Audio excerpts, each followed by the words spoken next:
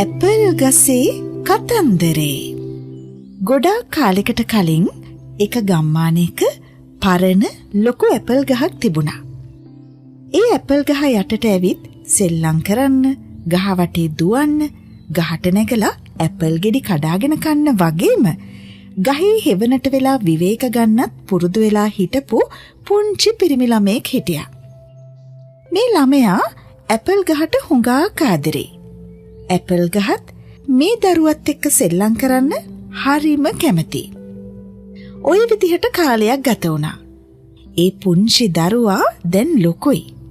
ඉස්සර වගේ හැමදාම ඔහු ඇපල් ගහ ළඟට ආවේ නැහැ. ඒත් එක දවසක් ඔහු ඇපල් ගහ ළඟට ගියා. "ඉන්න මාත් එක්ක සෙල්ලම් කරන්න." ඇපල් ගහ දරුවට කිව්වා. "මං දැන් පුංචි ළමෙක් නෙවෙයි. මං ඉන්නේ ගස් වටේ දුවන වයසකත් නෙවෙයි. මට දැන් ඕනි සෙල්ලම් බඩු. ඒත් ඒව ගන්න මට සල්ලි නෑ ඇපල් ගස." "සල්ලි නම් මගේ ළඟත් නෑ. ඔබට පුළුවන් මගේ ගෙඩි ටික කඩලා විකුණලා සල්ලි හොයාගන්න."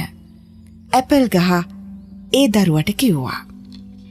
ඊට පස්සේ ඒ ළමයා ඇපල් ගහේ ගෙඩි ටික කඩාගෙන ගිහින් විකුණුවා. ඒ සල්ලි වලින් සෙල්ලම් බඩු ගත්තා. නමුත් ඔහු ටික කාලෙකින් ඇපල් ගහ ළඟට ගියේ නෑ. ඇපල් ගහ ඒ ගැන හිටියේ බොහොම දුකින්. මේ පිරිමි ළමයා තරුණයෙක් වුණාට පස්සේ ආපහු දවසක ඔහු යනවා ඇපල් ගහ ළඟට. "එන්න, ඇවිත් මං එක්ක සෙල්ලම් කරන්න." ඇපල් ගහ එදත් ඔහුට සෙල්ලම් කරන්න කතා කළා. "මට සෙල්ලම් කරන්න වෙලාවක් නෑ. මං මගේ පවුල වෙනුවෙන් වැඩ කරන්න ඕනි. අපිට ගෙයක් වුවමනයි. ඔබට පුළුවන්ද මට උදව් කරන්න ඇපල් ගස?" තරුණයා ඇහුවා. "සමාවෙන්න. මට ගෙයක් නම් දෙන්න විදියක් නෑ. ඒත් ඔබට පුළුවන් මගේ අතු කපාගෙන ගිහින් ගෙයක් හදාගන්න." ඇපල් ගස තරුණයාට කිව්වා. ඊට පස්සේ අර තරුණයා ඇපල් ගහේ ඔක්කොම අතු ටික කපාගෙන ගියා.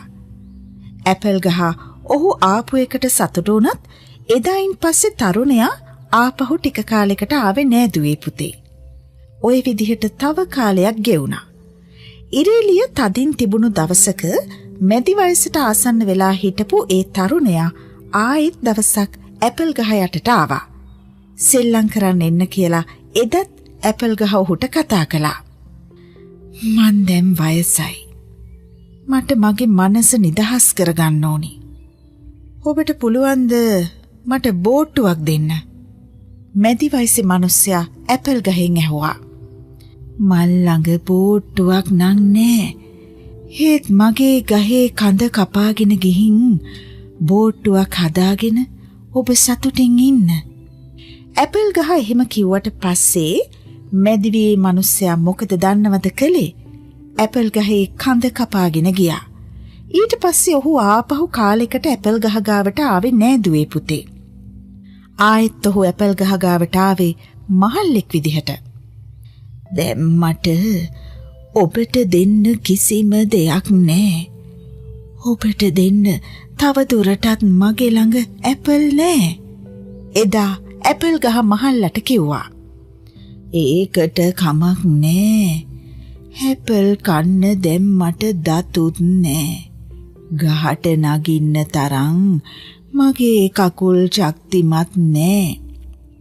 මහල්ලා උත්තර දුන්නා. "ඔව්, දැන් නගින්න තරම් ගහක් ඉතුරු වෙලත් නෑ. දැන් ඉතින් ඉතුරු වෙලා තියෙන්නේ මගේ මේ දි รา පත් වෙලා යන මුල් ටික විතරයි." ඇපල් ගහ කඳුළු සලමින් උත්තර දුන්නා. "මට හරීම වෙහෙසයි. පහුගිය අවුරුදු ගානෙම මං හුඟක් මහන්සි වුණා. දැන් මට ඕනි විවේක ගන්න ඇපල් ගස." මහලු මිනිසා බොහෝම අමාරුවෙන් එහෙම කිව්වා. "ගොඩාක් හොඳයි.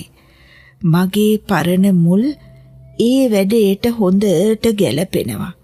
ඉන්න, ඇවිත් මාත් එක්ක ඉඳ ගන්න. විවේක ගන්න." ඇපල් ගස බොහොම කරුණාවෙන් මහල්ලට කිව්වා. ඊට පස්සේ මහලු මිනිසා ගහේ මුල් උඩ ඉඳගත්තා. එදා ගහට හුඟක් සතුටු හිතුණු දවසක්. දැක්ක නේද දුවේ පුතේ? ඒ ඇපල් ගහ හරියට අපේ දෙමව්පියෝ වගේ නේද? අපි පුංචි කාලේ එයාලා එක්ක සෙල්ලම් කරන්න හරි ආසයි. ඒත් අපි ලොකු වෙනකොට එයාලකින් ටික ටික ඈත් වෙනවා. උවමනාවක් වුණාම විතරක් දෙමව්පියන්ව හොයාගෙන යනවා. ඒත් අම්මයි තාත්තයි එයාලා ළඟ තියෙන හැම දෙම වෙනසක් නැතුවම අපිට දෙනවා. කිසිම දෙයක් බලාපොරොත්තු වෙන්නේ නැතුව. ඒ නිසා දෙමව්පියොත් එක්ක හැම වෙලේම ආදරයෙන් සතුටින් ඉන්න මතක තියාගන්න.